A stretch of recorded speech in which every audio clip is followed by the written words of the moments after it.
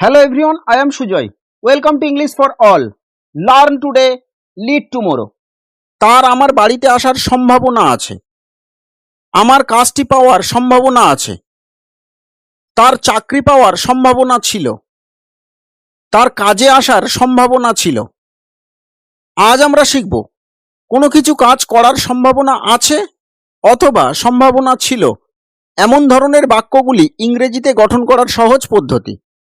এমন ধরনের সেন্টেন্সগুলি গঠন করার জন্য সম্পূর্ণ সেন্টেন্স স্ট্রাকচারটি হবে, প্রথমে সাবজেক্ট বসবে, তারপরে সাবজেক্ট অনুযায়ী এম, ইজ, আর, ওয়াজ অথবা ওয়্যার বসবে, তারপরে লাইকলি টু বসবে, তারপরে ভার্বের ফার্স্ট ফর্ম বসবে, তারপরে আদার্স ওয়ার্ডগুলি বসবে। চলুন প্রথমে দেখে নেব সম্ভাবনা আছে এমন বিষয় সম্পর্কে। সম্ভাবনা আছে এর জন্য ব্যবহার করতে হবে সাবজেক্ট অনুযায়ী সাবজেক্টের পরে এম, ইজ, আর বসাতে হবে, তারপরে লাইকলি টু বসাতে হবে। চলুন সেন্টেন্স স্ট্রাকচারটি ভালোভাবে বুঝে নিই উদাহরণের মাধ্যমে। তার আগে এই চ্যানেলের সকল ফ্যামিলি মেম্বারদের স্পেশাল থ্যাঙ্কস। আর আপনারা যারা এখনো এই চ্যানেলটি সাবস্ক্রাইব করেননি অবশ্যই চ্যানেলটি সাবস্ক্রাইব করুন আর পাশে থাকা বেল নোটিফিকেশনটি অন করুন সবার আগে আপডেট পেতে।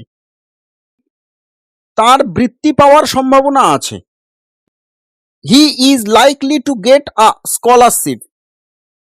আমার কাজটি পাওয়ার সম্ভাবনা আছে। I am likely to get the job.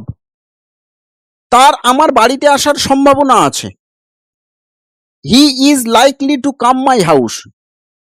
এবারে দেখে নেব সম্ভাবনা ছিল এমন বিষয় সম্পর্কে।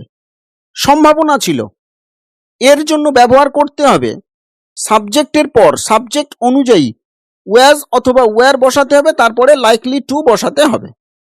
তার কাজে আসার সম্ভাবনা ছিল। He was likely to come to work. তাদের খুব শীঘ্রই একটি সিদ্ধান্ত নেওয়ার সম্ভাবনা ছিল। They were likely to make a decision soon. তার জন্মদিন ভুলে যাওয়ার সম্ভাবনা ছিল। He was likely to forget his birthday. এই সেন্টেন্সটি আপনাদের জন্য এটি লিখে আমার কমেন্ট বক্সে জানান। আর ভিডিওটি কেমন লাগলো অবশ্যই কমেন্ট করে জানাতে ভুলবেন না।